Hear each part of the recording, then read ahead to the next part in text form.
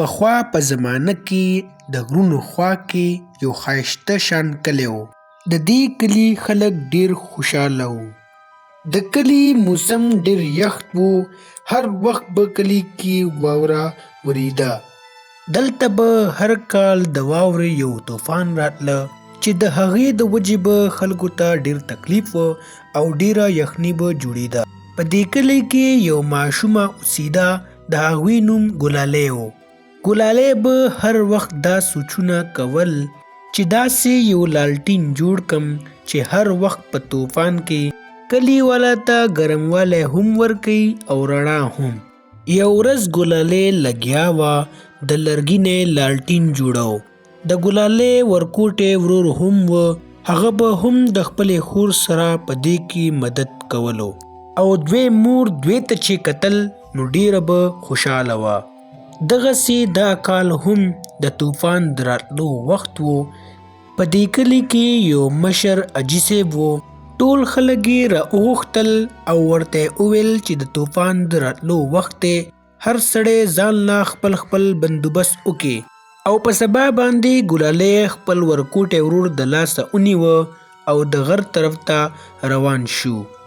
د دې غر باره کې په کلي کې دا خبره مشهوره وه چې په دې غره کې داسې کاڼی میلاویږي چې هغه رڼا هم کوي او ګرموالی هم کوي. ګلالی د خپل ورکوټي ورور سره د هغې کاڼي په تکل کې ډېر په مشکله غر ته وخته. د ډېر منزل نه پسته په غره کې دوی ته یو غار میلاو شو. کله چې دوی غار ته دننه وتل نو په غار کې دننه هغه پړکېدونکی کاڼی دوی ته میلاو شو. دوی دواړو د ځان سره د هغې نه یو څو کاڼي واخیستل او بیا په منډه منډه خوشحالۍ خپل کور طرف ته روان شو. د ګلالۍ ورور چې کله هغه کاڼي راوویستل نو ډېره ښایسته رڼا یې کوله. ګلالۍ خپل لاټین راوړه او د دې کاڼو نه یو کاڼی واخیسته او په لاټین کې ولګولو. دې نه پس لاټین ډېره ښایسته رڼا شروع کړه او ګلالۍ چې کله دا ولیدل نو ډېره خوشحاله شوه. لږ وخت پس په کلي کې طوفان شروع شول. ټولو خلکو په ځان پسې ورونه او کړکۍ بندول شروع کړل او د ګلالۍ پلار هم ځان پسې دروازه بنده کړه.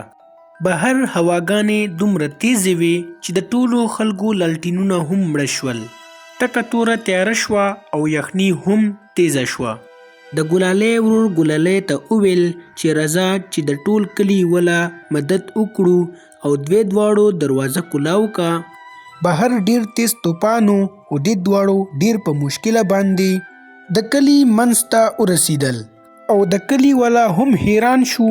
بهر راووتل چې دا رڼا د څه ده، خو چې ویې کتل د ګلالۍ سره په لاس کې یو ډېر ښایسته شان لاټین و چې ډېره تیزه رڼا یې هم کوله او ډېر ګرموالی هم کولو. په دې کې حاجي صاحب هم راغلی. هغه چې د ګلالۍ سره د لاټین ولیده نو ډېر حیران هم شو او خوشحاله هم شو.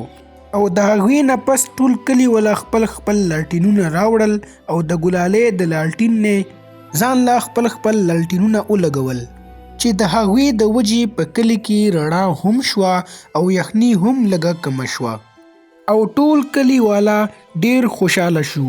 په سبا چې کله طوفان ودرېده نو راوختل او ټول خلک د کورونو نه بهر راووتل. حاجي صاحب د ګلالۍ لاس نیولی و او ټول کلي والا ته یې اعلان وکړه. د ګلالۍ مور پلار هم راغله او کشر ورور هم راغله. حاجي صاحب اعلان وکړه چې د نن نه پس ګلالۍ زموږ د ټول کلي مشره ده او ټول به د دې ډېر خیال ساتي.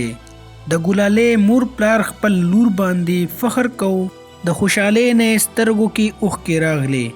د دې نه پس ګلالۍ هغه لاټین د کلي په منځ کې راځوړند که چې ټول کلي والا به هغه لاټین ته کتل نو په ګلالۍ به یې فخر کو. او دغسې د ګلالۍ کوششونو او د هغوی د لاټین رڼا د ټول کلي ژوند بدل کړه.